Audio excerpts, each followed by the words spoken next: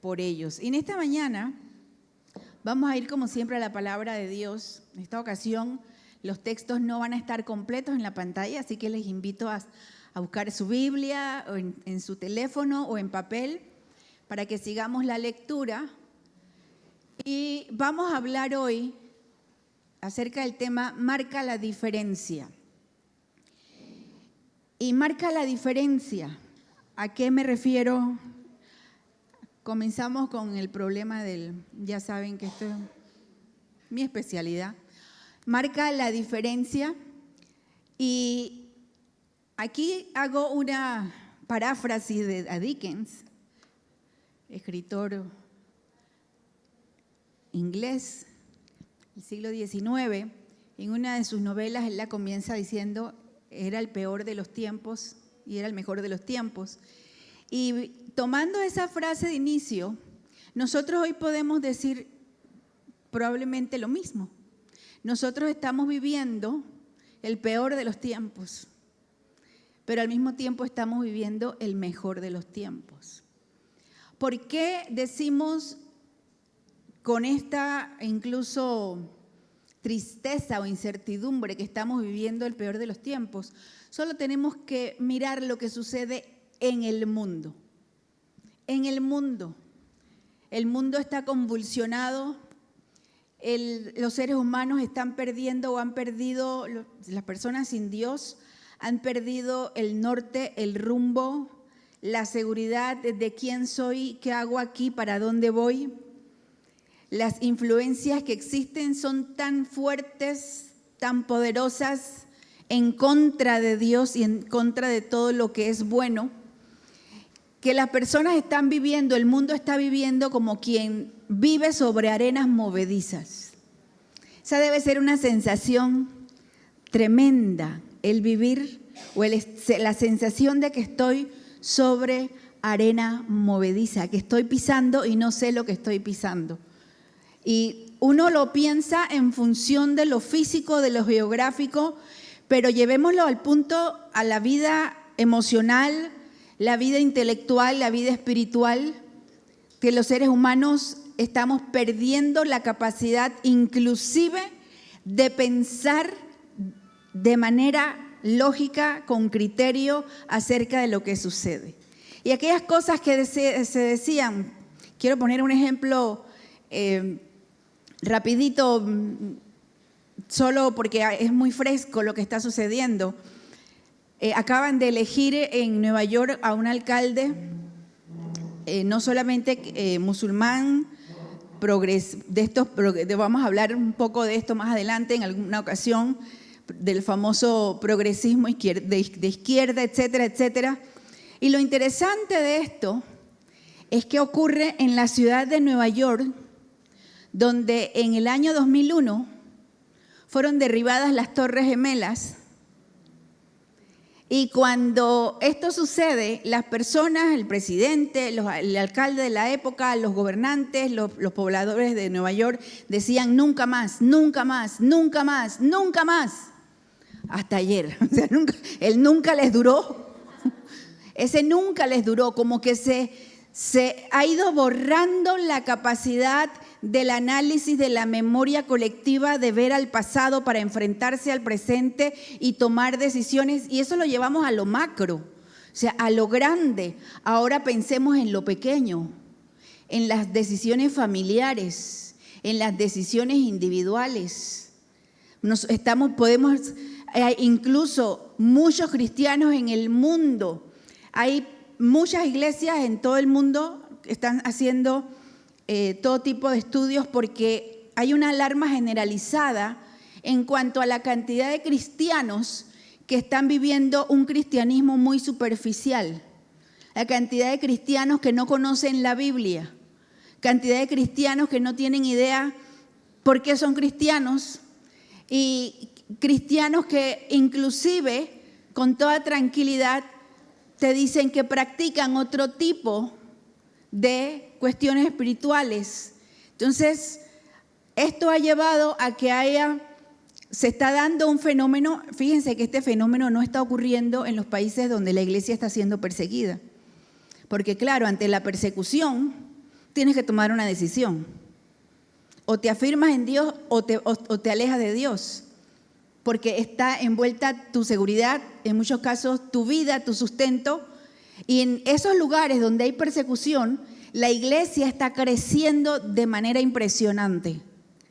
Pero en los lugares en donde el cristianismo es muy cómodo, es muy superficial, muy influenciado por la cultura, en donde se ha ido infiltrando esta idea de que Dios está para darme, para hacerme feliz, para prosperarme, para darme dinero, para que yo esté bien, para que yo esté contento, para que yo y yo y yo.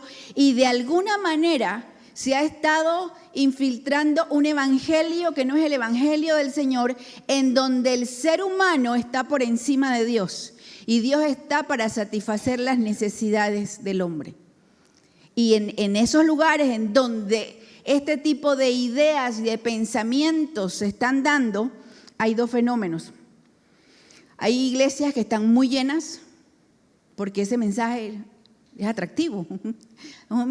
Predícame, Erika, predícame, que me vaya bien, que me vaya bonito, que Dios me va a dar dinero, que eso me gusta. Y si encima nos ponemos a bailar la última de Daddy Yankee, te dije, Mario.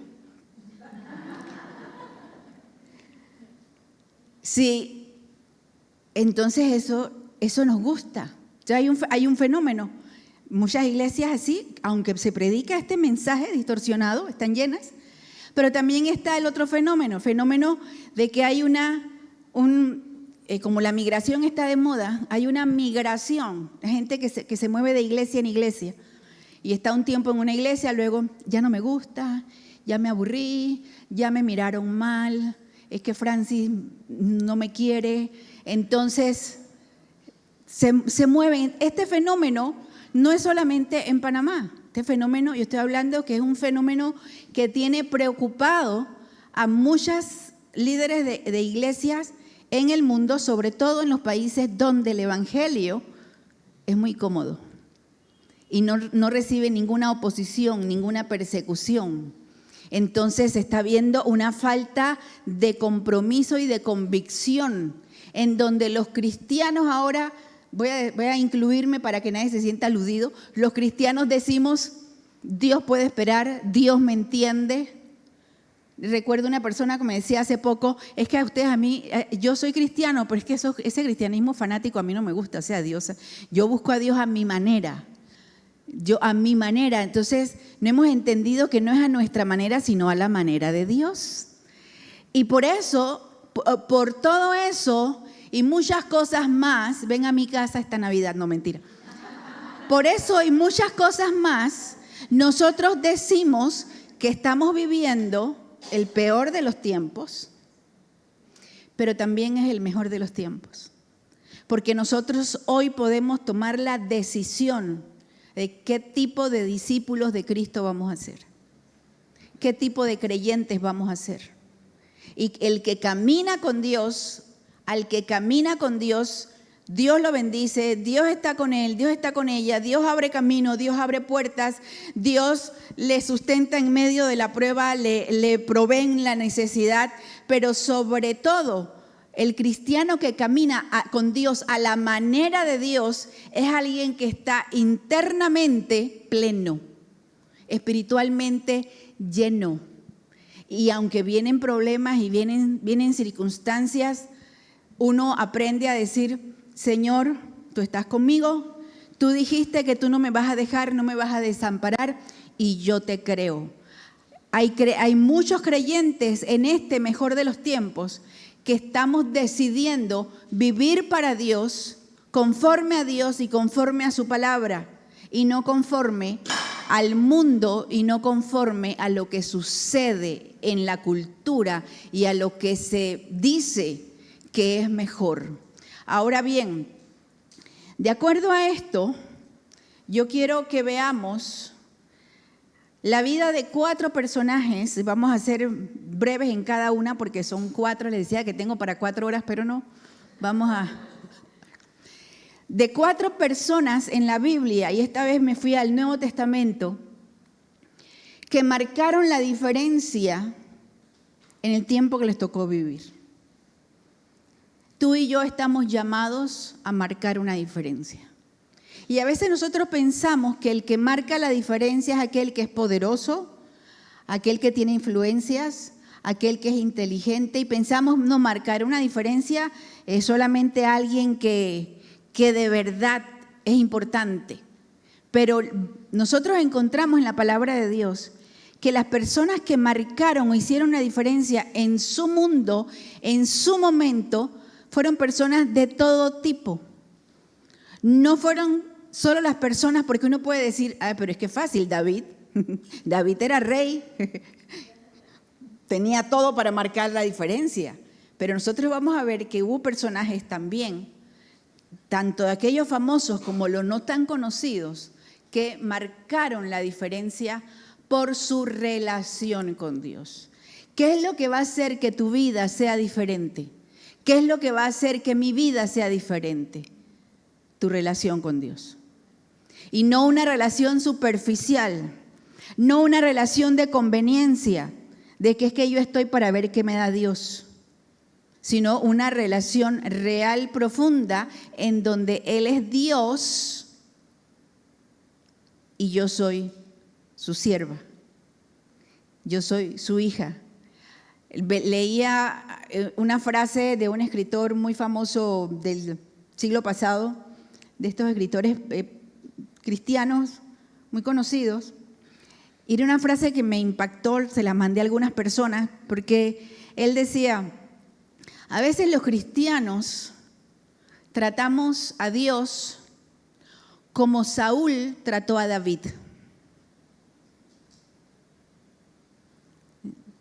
Queremos que mate nuestros gigantes. Queremos que espante el mal y que cante como David le cantaba a Saúl, ¿no? Que nos espante el mal y todo lo malo, pero no queremos que sea rey. Terrible. Yo me quedé como, wow. Resume muy bien cuál es una de las problemáticas que estamos viviendo como iglesia en el mundo en general. Entonces, 4 personajes conocidos, los que han leído el Nuevo Testamento y los que no, les animo a leerlo. El primer personaje, Juan el Bautista. Les decía que hoy no tengo el texto, es mucho texto.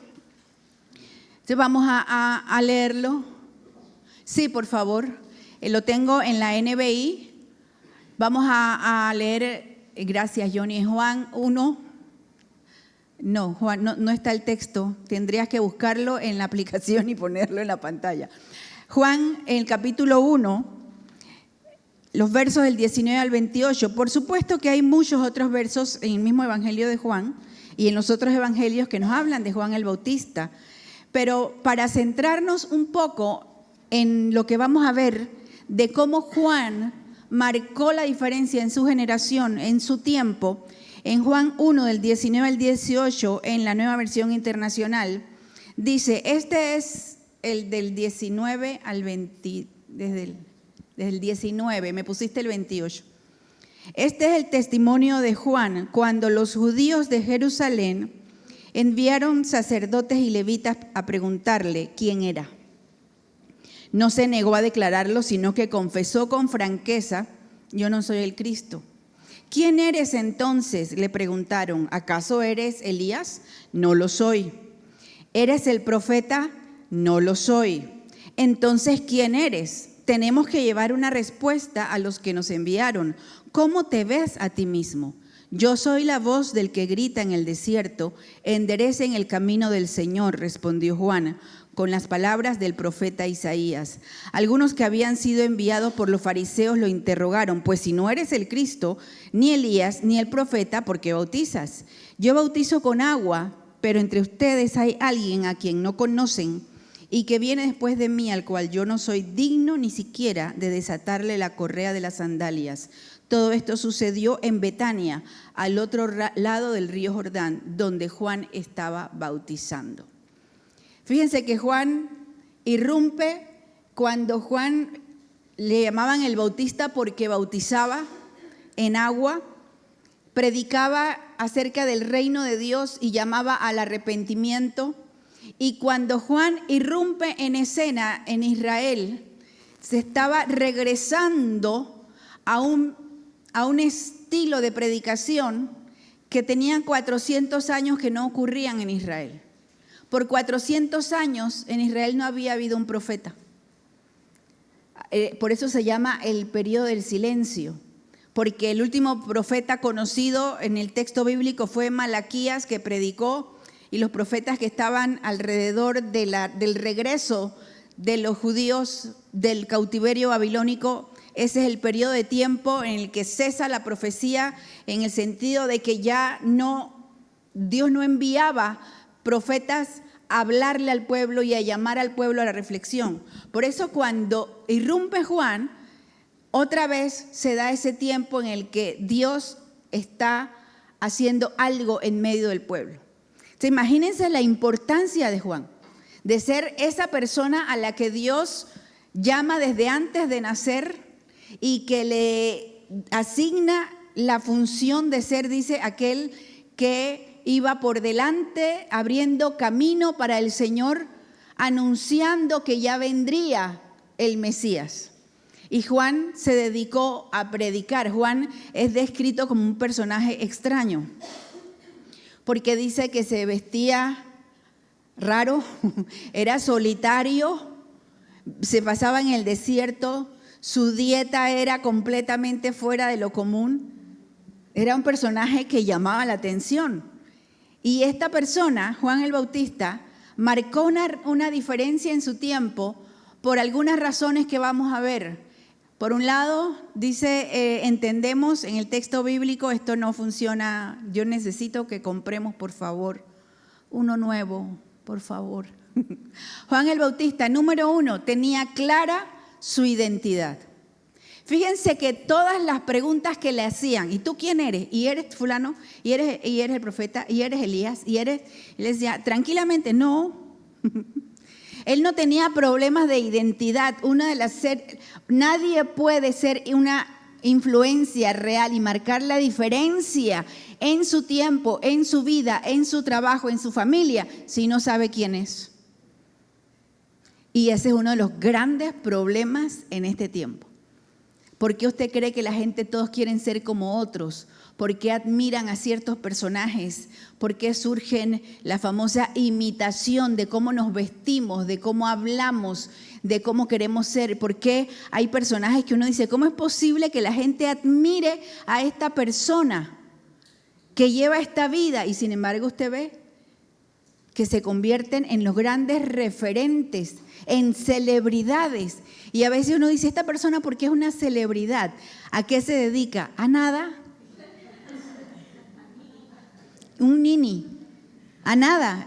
¿Cómo a nada? No. Sí, bueno, sí, sube videos en TikTok.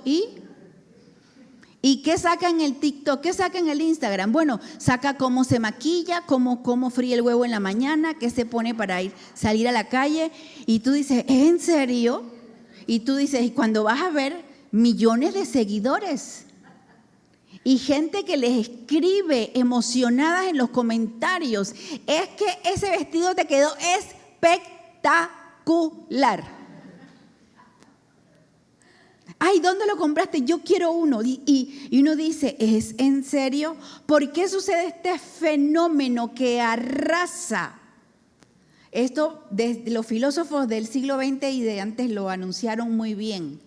Cuando hay crisis existenciales, las personas no saben quiénes son. Y si uno no sabe quién es y para qué está en esta vida, uno no puede marcar ninguna diferencia. Uno apenas sobrevive. Juan tenía clara su identidad. Él sabía quién era y sabía quién, porque la identidad no solamente es saber quién soy, sino también saber quién no soy. Yo no soy una persona que se deja maltratar. Yo no soy una persona que vive de cualquier manera sin principios. Yo no soy una persona, fíjense, el saber no solamente quién soy, sino quién no soy. Él tenía clara su identidad. Juan marcó una diferencia porque él declaró su sujeción a Cristo. Hubiera sido fácil para Juan, que estaba volviéndose famoso, reclamar protagonismo y decir, es que, por favor, yo soy Juan. Yo soy Juan el Bautista. Mira cantidad de gente que me sigue. Tengo followers. Tengo muchos seguidores. Pero Juan no tuvo problema para declarar que él estaba sometido a Jesús. Dice, viene uno detrás mío que es mayor que yo, del cual yo no soy digno ni siquiera de desatar las correas de su calzado. Él no tenía problemas para declarar que él tenía una labor que hacer. Dice, yo soy esa voz que clama en el desierto. Preparen el camino del Señor. Él era la voz, él no era el Señor. Él no pretendía ocupar el lugar de Cristo. Y sin ningún problema declaró que él estaba sujeto a Jesús. Pablo lo dice de la siguiente manera en Romanos, cuando él dice, porque yo no me avergüenzo del evangelio, porque es poder de Dios. ¿Y qué pasa con esta generación de cristianos en estos países donde no hay persecución?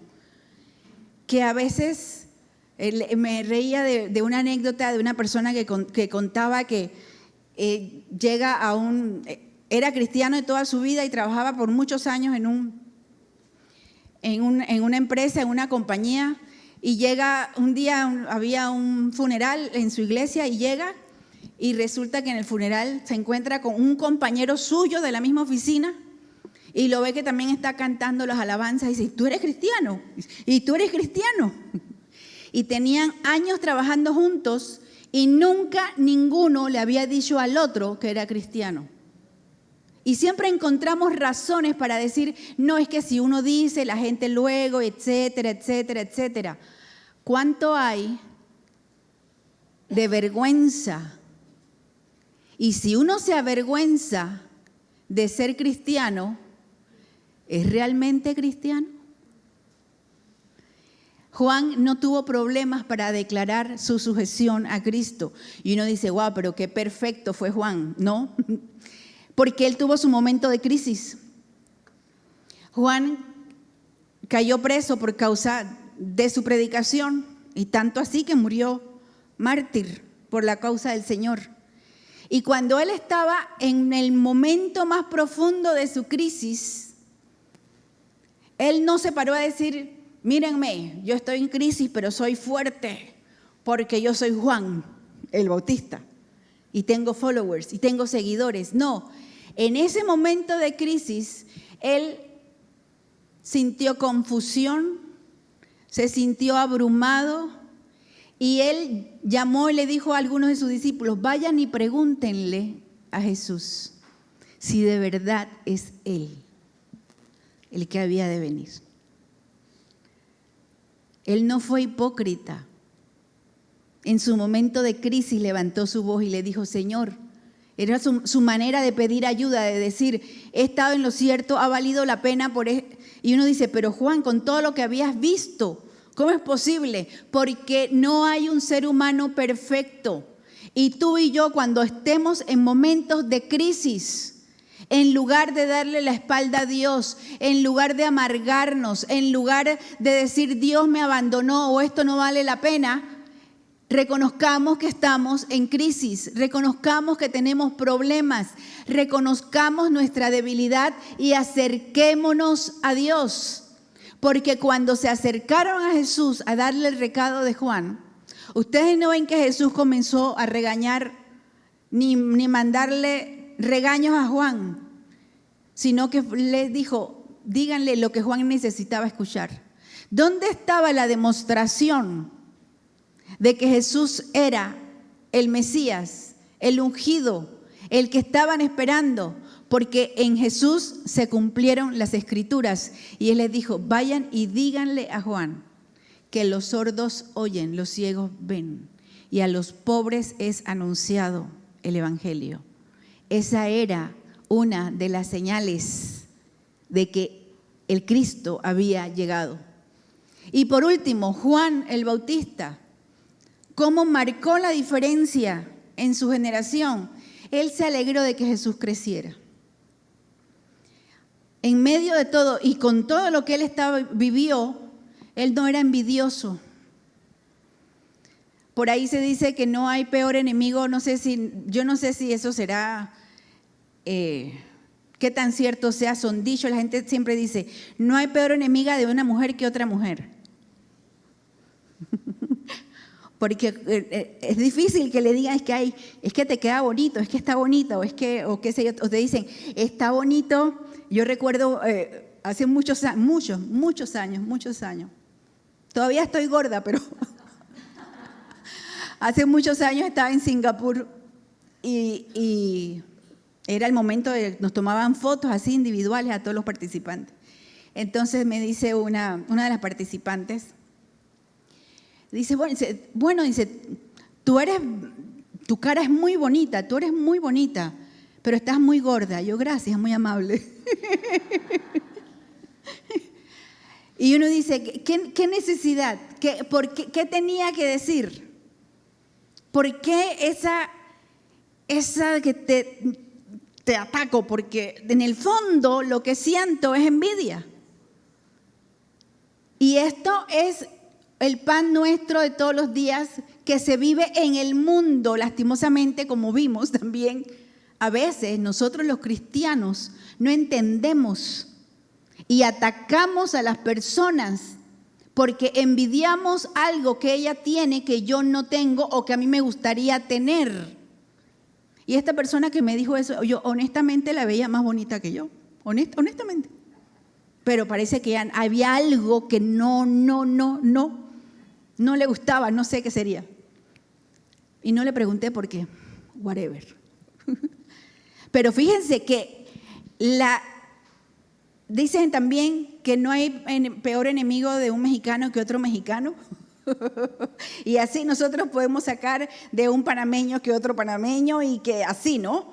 Esa necesidad de atacar al otro o de juzgar al otro o de anhelar lo que otro tiene o de no alegrarme cuando al otro le va bien si a mí no me va bien.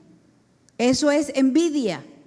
Y nosotros encontramos el ejemplo de Juan, que Juan cuando estaba en el momento de que él comenzó a ver que sus discípulos se iban detrás de Jesús, cuando él mismo declaró, este es aquel de quien yo les dije a ustedes que vendría y yo los bautizo en agua, pero él los va a bautizar con Espíritu Santo y fuego. Y este es el Cordero de Dios.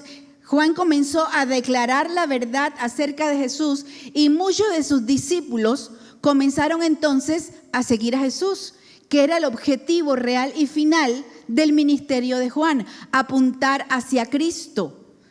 Tu objetivo en la vida, mi objetivo en la vida debe ser apuntar hacia Cristo.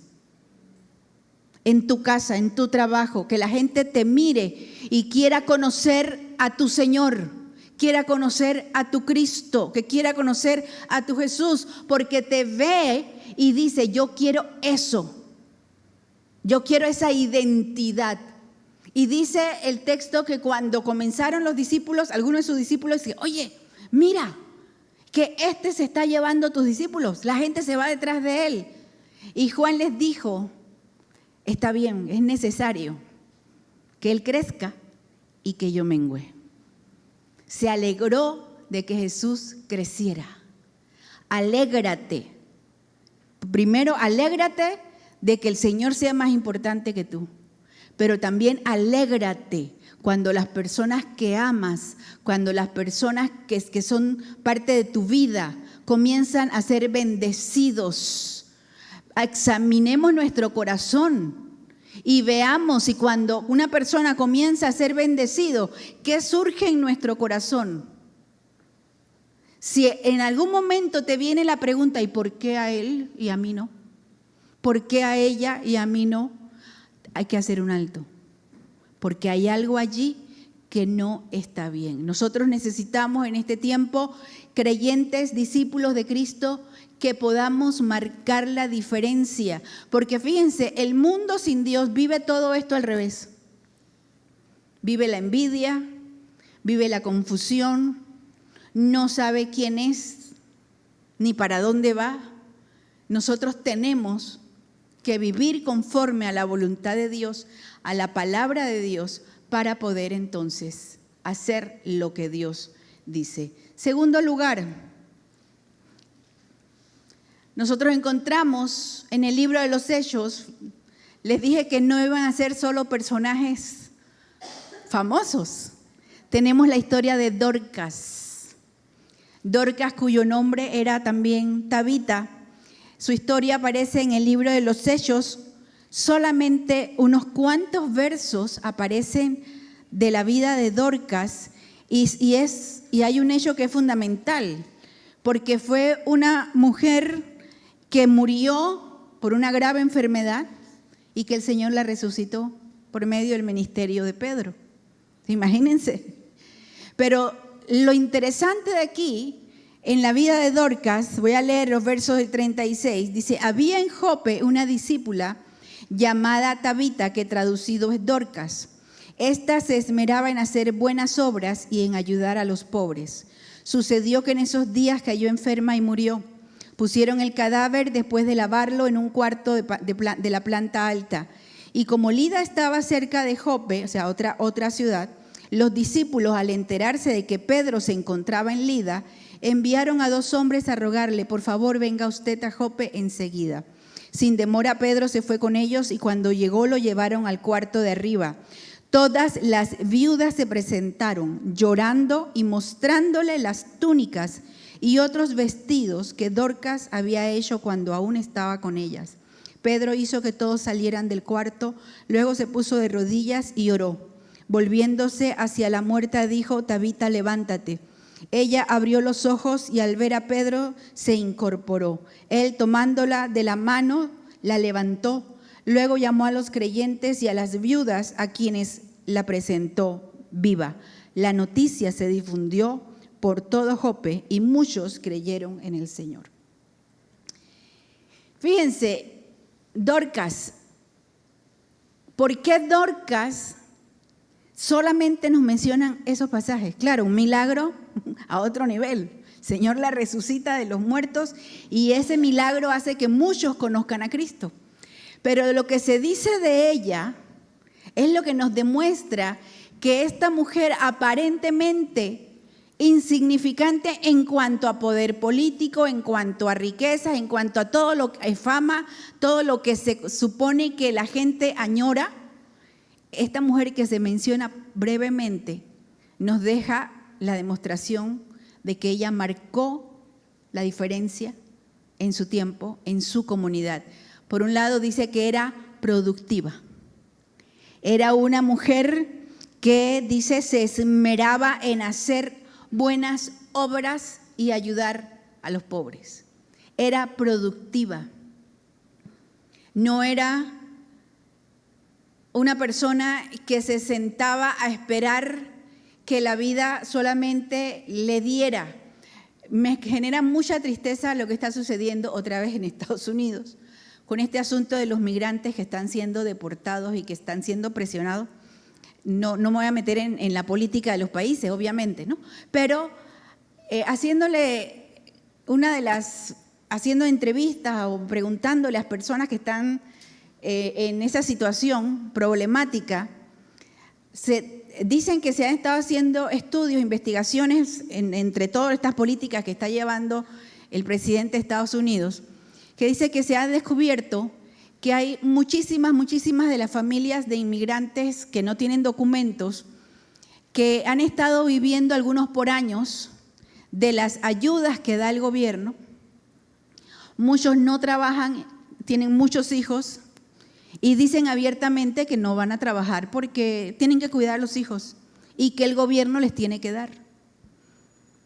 y literalmente no trabajan, no aportan, obviamente no pagan impuestos, pero exigen comida, escuela gratis, algunas están pidiendo hasta autobuses para los hijos para que lo lleven a la escuela, servicios médicos, sin trabajar,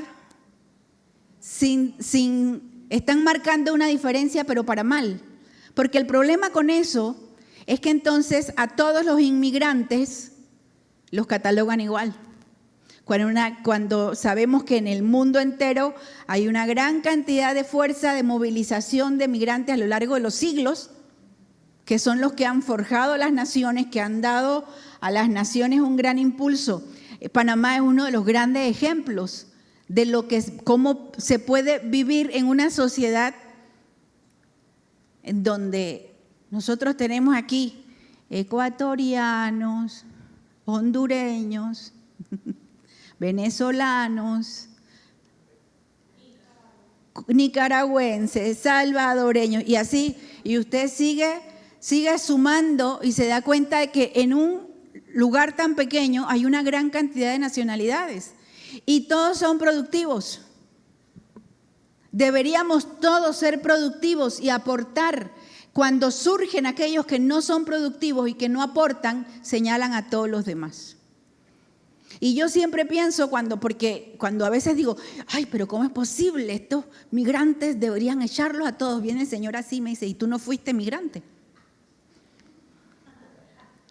Nosotros vivimos 3 años en Honduras, pero gracias a Dios trabajamos. Y el Señor nos abrió puertas para trabajar y ser productivos. Entonces yo digo, Señor, ayúdalos a que más bien cambien la mente, que algo pase. Porque uno que dice, ¿qué se hace? ¿Cuál es la solución? ¿Cuál es la respuesta? La solución debería ser que la gente fuera productiva. No hay que ser importantes desde el punto de vista de cómo la sociedad sin Dios ve a la gente quién es importante y quién no es importante. Todos los seres humanos fuimos hechos a la imagen de Dios. Todos somos importantes para Dios, pero la sociedad no lo ve así. Y esta mujer, que desde el punto de vista tal vez político no era poderosa, no era famosa, no era conocida, no era rica, no era importante, era una mujer productiva. Hermano y hermana, amigos que me ven por las redes sociales, seamos productivos en el lugar donde nosotros estemos. Hagamos nuestra parte. Dice que ella servía al Señor siendo generosa. Hay que hacer la diferencia. Hay quien piensa, no nos dice que Dorcas predicaba, no nos dice que tenía un grupo de que ella le enseñaba, no nos habla del ministerio como nosotros pensamos a veces que el servir a Dios es tener un ministerio y hacer algo visible para Dios. Sin embargo, esta mujer servía al Señor siendo generosa, porque dice que ella servía haciendo obras para los pobres. Y era tanto así que ella tenía un buen testimonio en su comunidad. Queremos marcar la diferencia. Tengamos un buen testimonio. Una de las cosas, bueno, estas no se las he contado porque yo siempre ventaneo a mi esposo. Les he hecho cuentos de las cosas pero ahora les voy a echar un cuento bueno. En donde vivimos, en la colonia, en la barriada, en donde vivimos, en la urbanización, es que tengo todos los migrantes confundidos aquí. Es bien interesante porque él conoce a casi todos los vecinos casi lo conocen a él. Si usted quiere, muchos le cuentan los problemas a él. Él se entera de cosas porque los vecinos le dicen. A veces ha habido conflictos entre vecinos que viven en una calle por allá y lo llaman a él para que él intervenga y mira, y él los regaña. Él los regaña y hace. Y uno dice, bueno, él es el representante. No. Él es el político. No. Él es conocido fuera de la calle. No. Pero es alguien que tiene un buen testimonio en su comunidad. como Dorcas. Uno tiene que marcar la diferencia en donde uno está. Porque cuando marcamos la diferencia, atraemos las miradas como Juan hacia Jesús. Tercer personaje. Nosotros nos encontramos con Lidia, allí mismo en Hechos del capítulo 16, los versos del 11 al 15. Si usted nunca ha leído el libro de los Hechos, le recomiendo que lo lea y lo estudie y lo marque. Dice en Hechos 16, del verso 15 en adelante, del verso 11, dice: zarpando de Troas, navegamos directamente a Samotracia y al día siguiente a Neápolis. De allí fuimos a Filipos, que es una colonia romana y la ciudad principal de ese distrito de Macedonia. En esa ciudad nos quedamos varios días. El sábado salimos a las afueras de la ciudad y fuimos a la orilla del río, por la orilla del río, donde esperábamos encontrar un lugar de oración.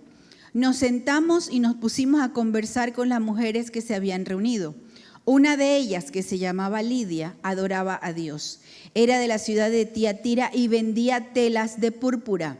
Mientras escuchaba, el Señor le abrió el corazón para que respondiera al mensaje de Pablo. Cuando fue bautizada con su familia, nos hizo la siguiente invitación: si ustedes me consideran creyente en el Señor, vengan a hospedarse en mi casa, y nos persuadió. Y luego saltamos al verso 40 del mismo capítulo. Después que Pablo y Silas van a prisión y salen de la cárcel, dice: al salir de la cárcel, Pablo y Silas se dirigieron a la casa de Lidia, donde se vieron con los hermanos y los animaron. Después se fueron. Otra vez una mujer, y fíjense que tiene otro perfil diferente al de Dorcas. Leemos que Lidia era una mujer que era empresaria. Ella era una mujer empoderada. Ella era una mujer empresaria temerosa de Dios. Posiblemente, no se nos dice el detalle, pero probablemente era viuda o soltera y tenía el negocio de la familia. Ella era la que lideraba la casa y tenía un negocio que en ese tiempo era un negocio muy próspero. Dice que ella vendía púrpura. La púrpura era un tinte de donde nace el color que nosotros conocemos como morado o púrpura, pero era un tinte en aquella época que se extraía de unos caracoles y que era muy complicado extraer esa tinta y se necesitaban, por ejemplo, para sacar un gramo del polvo de la tinta de este molusco, necesitabas hasta 10,000 caracolitos de eso. Entonces eso hacía que la púrpura fuera un producto muy caro, muy, muy caro, a tal punto que llegó a convertirse en un material que era casi de uso exclusivo de los reyes, de la realeza, de los nobles, porque eran los que lo podían pagar. Entonces este era un negocio muy lucrativo. Estamos hablando de una mujer empresaria que no era empresaria de un emprendimiento pequeñito, era empresaria de un emprendimiento o de un negocio grande y próspero. Y esta mujer dice que era empresaria, era temerosa de Dios, porque ella iba al río a orar. ¿Por qué iban al río el sábado a orar? Porque cuando una ciudad, en este caso una ciudad de la provincia, que era provincia, era una ciudad romana, no había sinagogas. ¿Cómo sabemos que no había sinagoga? Porque iban el sábado, en vez de reunirse en una sinagoga, se iban usualmente al río, buscaban un río y ahí oraban, ahí leían la ley, ahí conversaban acerca de Dios. Y por eso Pablo y sus acompañantes, en este caso Lucas probablemente porque se incluye el narrador, fueron al río, dice específicamente, a buscar personas que estuvieran orando para predicarles el evangelio. Pablo, cuando visitaba ciudades nuevas, su estrategia era llegar a la sinagoga. y primero predicaba en las sinagogas. En este caso, como no había sinagoga, fue al río y allí estaba Lidia orando. Y Lidia dice que el Señor le abre el corazón y ella le entrega su vida al Señor. Y fíjense cómo marca la diferencia. Ella fue una persona hospitalaria. Dice que enseguida les ofreció su casa para que ellos se hospedaran y tuvieran dónde estar mientras predicaban en Filipos. En su casa se abre la primera congregación conocida de iglesia en Europa, en Filipos. Y cuando leemos todo el texto, dice lo que leímos, que ella llegó a su casa y dice que se convirtieron o creyeron toda su casa. Que probablemente haya sido familia si tenía, y sus sirvientes o las personas que trabajaban en su negocio. A eso se refiere cuando dice toda su casa. Fíjense, una persona, una mujer que Dios llama en un lugar donde no había iglesia, no había cristianos, llega Pablo y predica, ella se convierte y ella le abre su corazón a Dios, le abre su corazón a la iglesia y tiene tal influencia y liderazgo que los suyos se convierten al Señor. ¿Cuál es nuestra influencia y nuestro liderazgo para que los nuestros conozcan al Señor? Y yo no hablo de, tienes que obligarlos y tienes que pelearte con ellos para que se conviertan. No. La influencia tiene que venir por el testimonio. Tiene que venir por la oración. Pero hay que creerle a Dios. ¿Por qué se convirtieron los familiares del carcelero? Allí mismo en Hechos 16. Porque uno dice, es que hay una promesa que dice, cree en el Señor Jesús y serás salvo tú y toda tu casa. Y hay quienes malinterpretan ese texto, esa historia, y dicen, es que es automático, si yo me convertí, toda mi casa se va a convertir. ¿No? Se iban a convertir o se convirtieron por el testimonio del carcelero. ¿Cómo tu casa se va a volver a Dios? Cuando tú y yo no solamente prediquemos con la boca, sino con nuestro comportamiento. Cuando estemos en oración. Y a veces yo misma me sorprendo y me regaño y me digo, mí misma, ¿qué estás haciendo? Porque a veces me doy cuenta de que he pasado días sin orar por algunos familiares que tengo muy cercanos que no conocen al Señor. Porque uno o se cansa o uno dice, es que ya oré por ellos el mes pasado. O es que tanto que oro y nada pasa. Pero, ¿dónde está la victoria? En la perseverancia de los santos. Ora por ellos.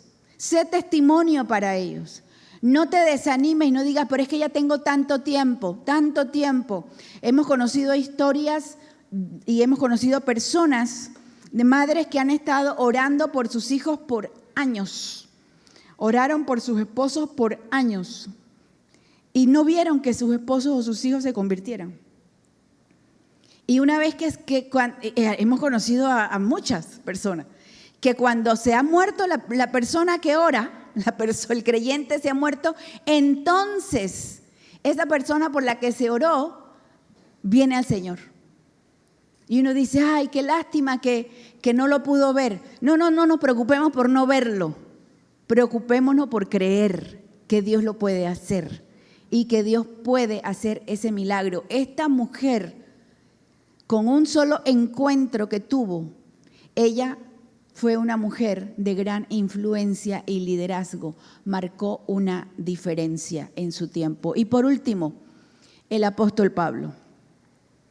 El apóstol Pablo viene a ser uno de estos ejemplos que nosotros encontramos en la Biblia de otro perfil personal.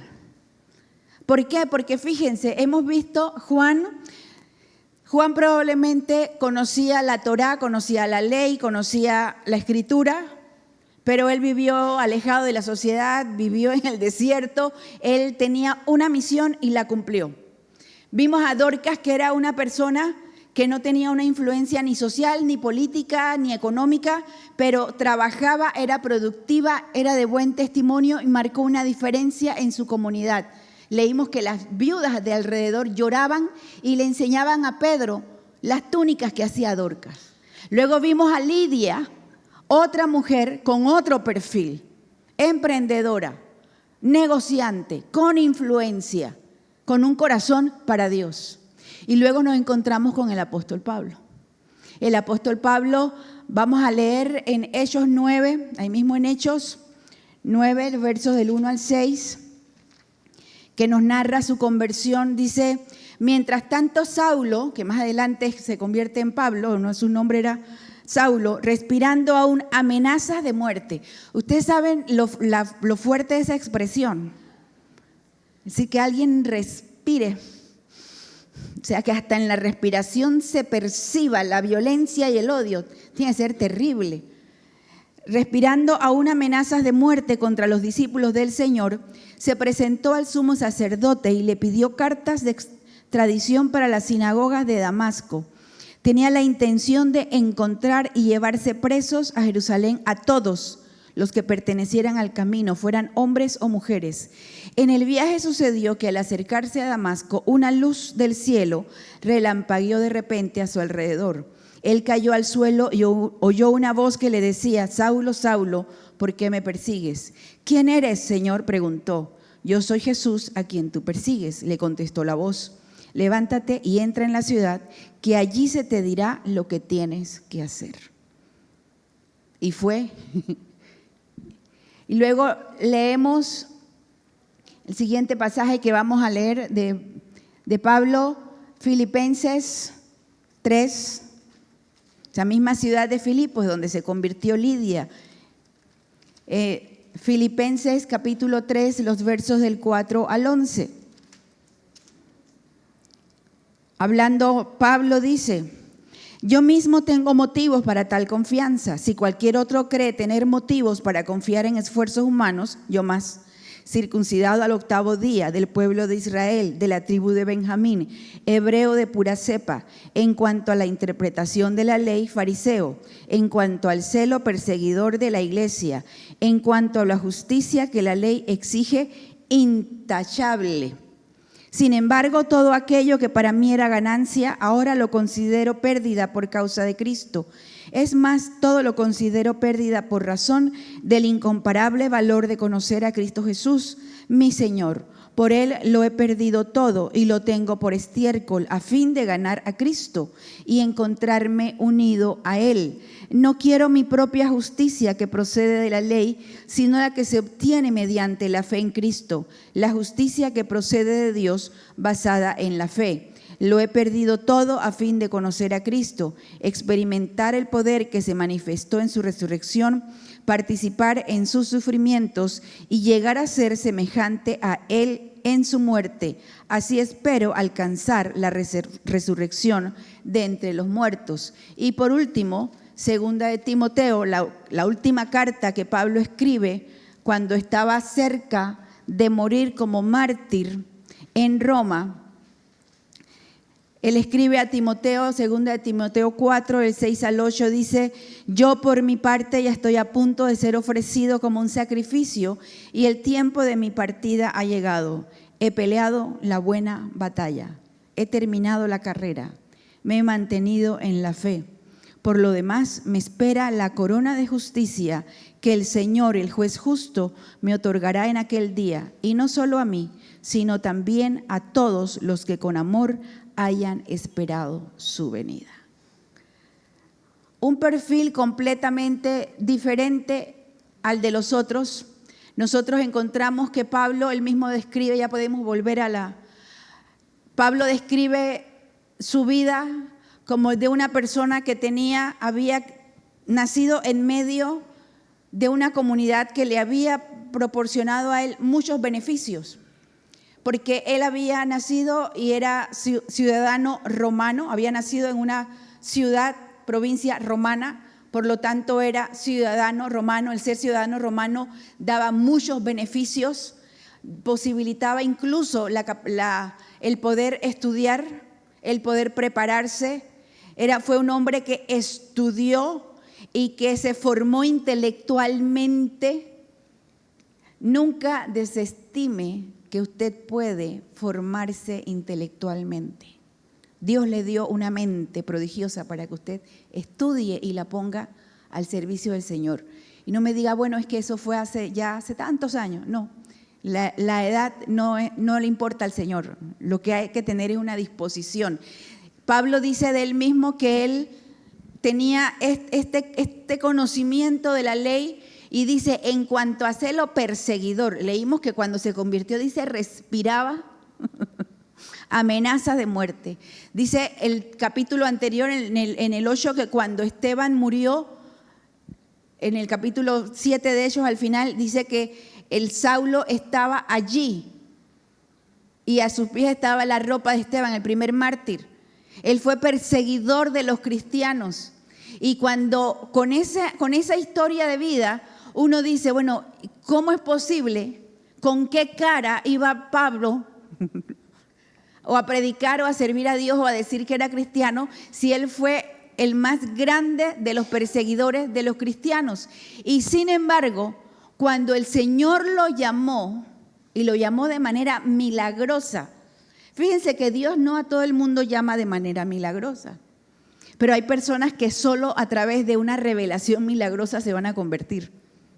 Así es que usted ore para que, aunque sea con una revelación, si necesita, Dios no tiene límites, una revelación milagrosa de Dios. Hay personas que solo así.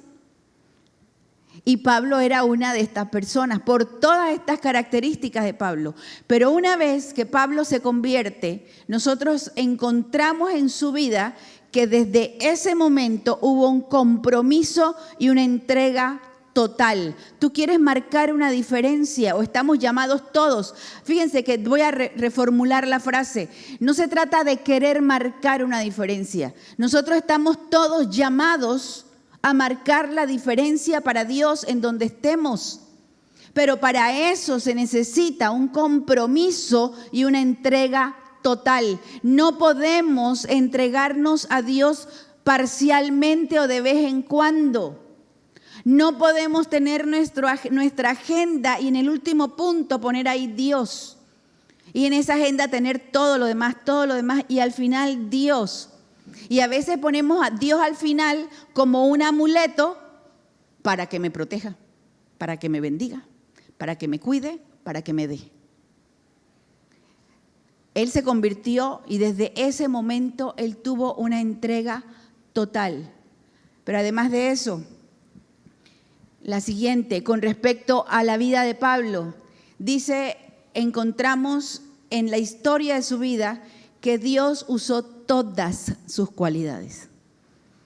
Uno pudiera decir, pero Pablo tenía muchos defectos. Sí, él mismo los enumera.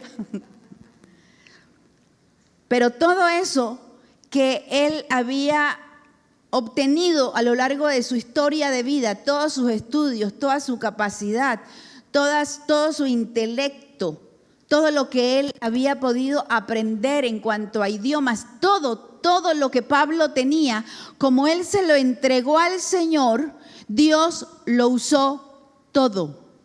Y uno puede decir, bueno, pero es que Pablo tenía bastante que darle al Señor. Yo tengo una sola, bueno, esa sola cosa, entrégasela al Señor. Comprométete con el Señor.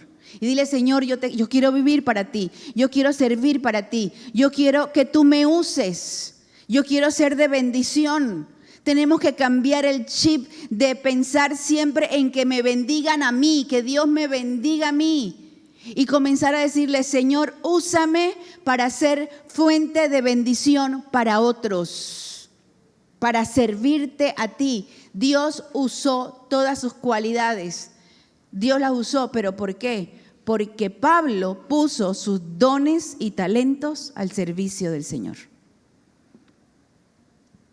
No se trata de este talento sí, este talento no.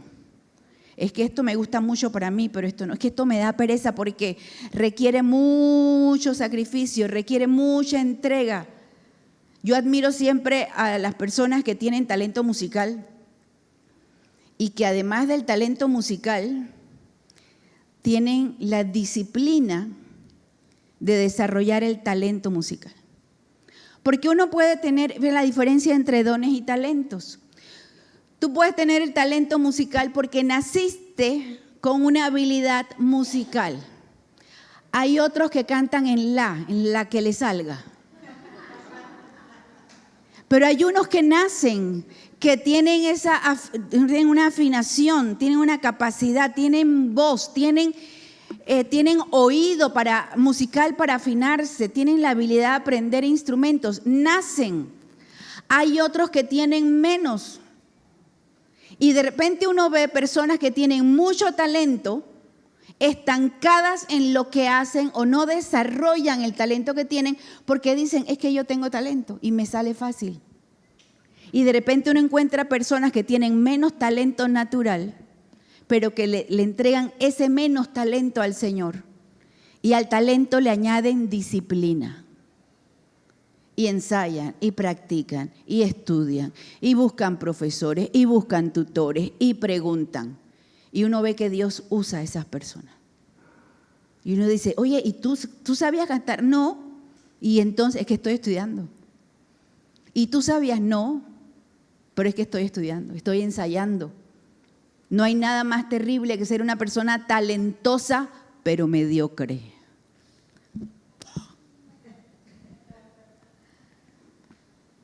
Que hay personas que tienen mucho talento, pero lo desarrollan a medias. Y de repente es como aquella fábula de la liebre y la tortuga. Porque la liebre es la que tiene el talento, ella corre naturalmente rápida y la tortuga es muy despacio, muy lenta.